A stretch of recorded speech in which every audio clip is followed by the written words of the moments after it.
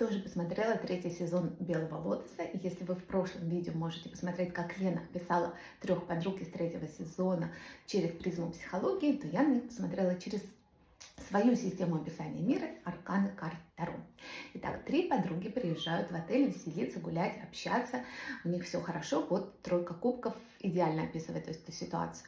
Теперь посмотрим на всех подруг, как на королев из карт Таро.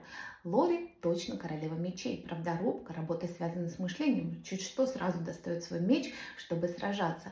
Кейт очень эмоциональна, как королева кубков, связана со стихией воды, хочет быть хорошей для других, и в фасаде у нее все хорошо. Жаклин, конечно, огненная королева жезлов, на виду, страстная, амбициозная, хочет быть первой во всем. И в конце у них пятерка жезлов, когда они уже конкурируют, сражаются, ссора все против всех.